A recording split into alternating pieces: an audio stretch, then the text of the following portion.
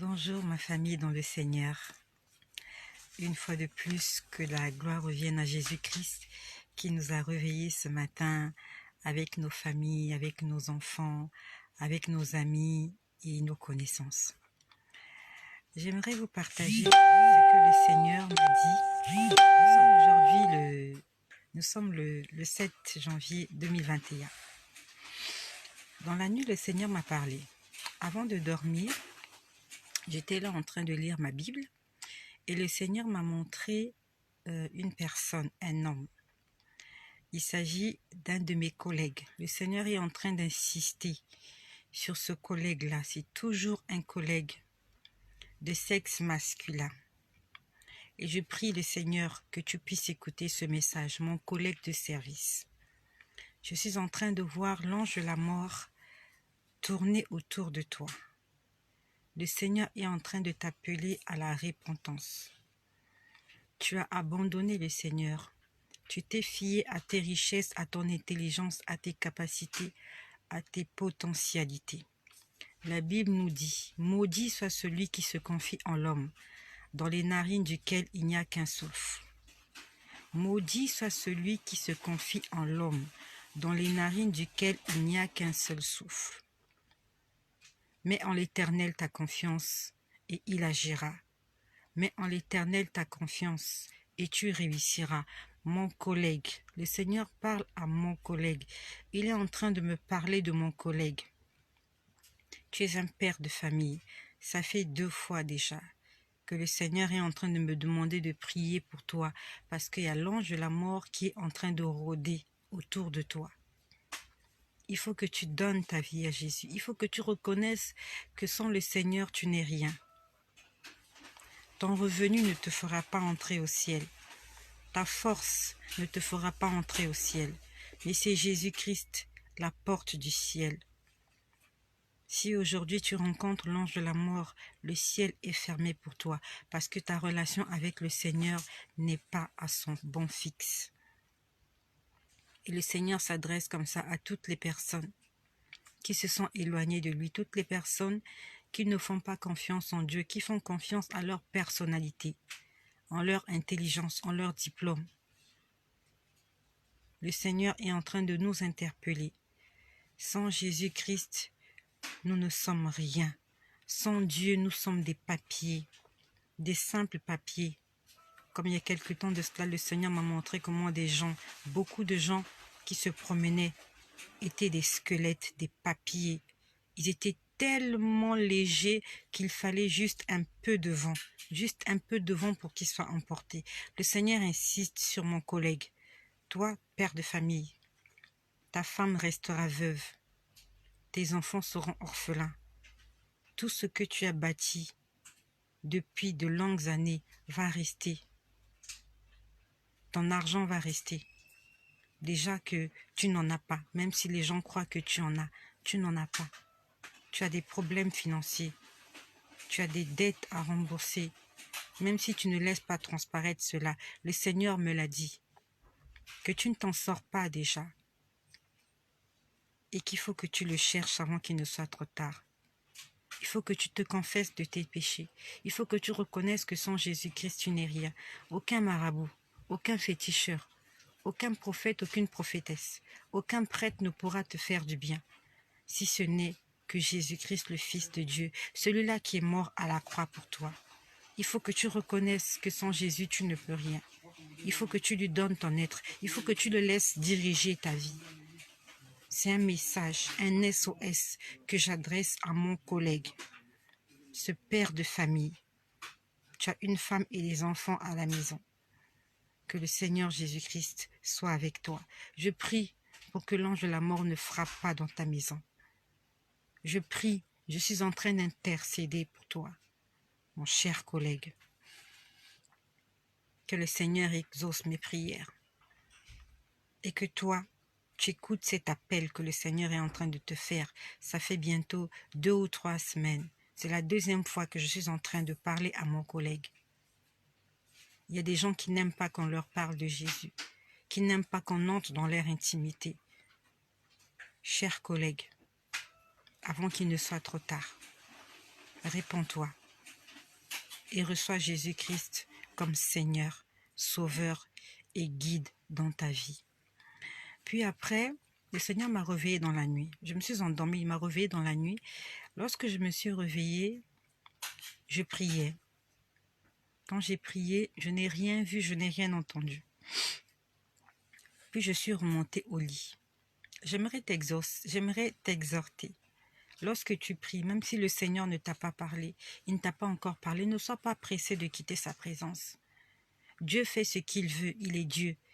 S'il t'a réveillé dans la nuit, il sait pourquoi il t'a réveillé dans la nuit. Ne te dis pas juste que je n'ai rien entendu, que je n'ai rien vu et je passe à autre chose. Ne sois pas pressé de quitter la présence de Dieu, surtout quand tu n'as rien à faire. Reste dans la présence de Dieu, même quand tu es sur le lit. Je suis montée sur le lit, j'étais fatiguée, mais au fond du cœur, je continuais à prier.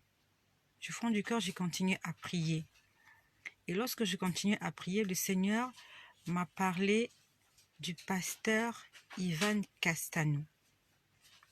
Personnellement, je ne connais pas le pasteur Ivan Castano. Je le vois sur les réseaux sociaux et sur EMCI TV. Et j'aime écouter ses prédications. Il passe tous les jours à partir, bon, peut-être pas tous les jours, il passe à partir de 20h30 sur EMCI TV. Et il passe tous les dimanches à partir de 9h. Le Seigneur m'a parlé du pasteur Ivan Castano. Je ne prie pas dans son église. Je ne l'ai jamais rencontré. Il ne me connaît pas. Et moi, je le connais juste parce qu'il est pasteur. Toi qui connais le pasteur Ivan Castano, il faut que tu pries pour le pasteur Ivan Castano. Lorsque le Seigneur m'a montré le pasteur Ivan Castano cette nuit, il m'a montré 2 Ivan Castano. Il y avait des jumeaux. Je sais qu'il a un frère jumeau. Je les ai vus les 2. Puis après, j'ai vu 2 autres frères qu'ils ont. Je ne connais pas cette famille. J'ai encore vu 2 autres frères qu'ils ont. Donc, ils étaient 4. Il y avait 4 Castano. Et le Seigneur m'a demandé d'intercéder pour eux, pour leur famille, pour leur ministère et pour leur vie. Parce que j'ai vu le malin s'infiltrer dans ce ministère. Il faut que vous puissiez prier pour votre pasteur. J'ai vu le malin en train de s'infiltrer dans son ministère. Le malin, le diable, en train d'essayer de s'infiltrer dans son ministère. Je ne sais pas exactement comment ça va se passer. Mais toi qui connais le pasteur Ivan Castano, même si ce n'est pas ton pasteur, peut-être que tu apprécies ses prédications, peut-être que tu es béni. Dieu te bénit au moyen de ses enseignements. Il faut que tu pries pour lui, que tu pries pour tous les pasteurs, que tu pries pour ton pasteur. Dans tes prières, n'oublie pas de prier pour ton pasteur. Parce que le diable est en train d'essayer de s'infiltrer dans l'église. Il veut détruire les bergers pour que les brebis se retrouvent à la merci du malin, pour que les brebis soient dispersées. Il y a une mauvaise sémence qui veut s'infiltrer dans le ministère du pasteur Ivan Castano. Toi qui connais le pasteur Ivan Castano, il faut que tu puisses prier pour lui. Que nous puissions prier pour tous les hommes de Dieu, tous les pasteurs, tous les évêques, tous les évangélistes, tous ceux-là qui ont été loin de Dieu pour paître le peuple. Nous devons prier pour eux. Il faut que tu en fasses un sujet de prière. Parce que le Seigneur tient à ses brebis. Le Seigneur tient à ses brebis. Il est mort à la croix pour ses brebis. Et il tient à ses brebis et il tient aussi au pasteur qu'il a établi dans les églises afin de paître ses brebis. Que cela soit ton sujet de prière aujourd'hui. Prions pour les hommes de Dieu. Prions pour les femmes de Dieu. Prions pour les évêques. Prions pour les pasteurs, pour les évangélistes, pour les diacres, les diaconesses, pour toutes ces personnes-là en qui nous croyons, pour les prophètes et les prophétesses. Car le malin cherche à s'infiltrer afin de nous transmettre une doctrine de démons. Que cela soit ton partage. Au nom puissant de Jésus-Christ. Amen. Amen, ma sœur. Amen, ma sœur. Et j'aimerais te parler, ma sœur, toi qui m'écoutes. Le Seigneur a répondu à ta prière. J'espère que cette personne que le Seigneur a validée est un enfant de Dieu. Je ne connais pas la personne. Le Seigneur ne m'a pas parlé de son état d'âme, mais il m'a juste montré comment il t'offrait un bouquet de fleurs et que tu pouvais entrer dans le mariage, mais que tu devais être accroché au Seigneur parce que la bataille est là, le combat est là. Mais nous sommes dans la victoire, nous combattons dans la victoire. Et si cette personne n'est pas un enfant de Dieu, il faut que tu commences à prier pour elle afin qu'elle soit un enfant de Dieu, afin qu'elle soit une personne née de nouveau. Pas parce que tu lui auras demandé, mais parce que ça viendra de son cœur. Il faut que tu pries. Il faut que les chrétiennes se mettent en couple avec des chrétiens, avec des gens qui ont la même doctrine que eux. Un chrétien ne se met pas en couple avec une personne qui n'a pas la même vision spirituelle que elle. Le Seigneur avait défendu aux enfants d'Israël de prendre des hommes et des femmes païens ou païennes. Ils devaient se marier entre eux, les enfants d'Israël. N'allons pas en Égypte pour chercher des femmes. N'allons pas chez les Ammonites, chez les autres peuples. Dans la maison du Seigneur, il y a des hommes et des femmes. Même si dans ton église, tu ne trouves pas quelqu'un qui te plaît, demande au Seigneur d'amener vers toi ton Adam. Demande au Seigneur d'amener vers toi ton Ève. Mais ça se passe dans la prière, dans la sanctification, dans le jeûne. Que cela soit ton partage. Et prie pour ton pasteur. Prions pour les hommes de Dieu. L'ennemi a braqué les yeux sur les hommes de Dieu pour les faire tomber. L'ennemi a braqué les yeux sur nos enfants. Il a braqué les yeux sur tous les hommes. Il veut les faire tomber. Il veut que les hommes de Dieu soient des scandales. Il veut que les enfants soient des scandales dans les familles. Il veut que les familles se détruisent, que le couple se sépare, se dispute, se bagarre. Nous devons être dans la prière.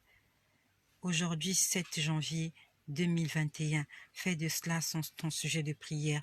Prononce le nom de ton pasteur et demande au Seigneur d'être le guide, que le Saint-Esprit prenne le contrôle de la vie de tous les dirigeants d'église. Soyez richement bénis chez vous au nom puissant de Jésus-Christ.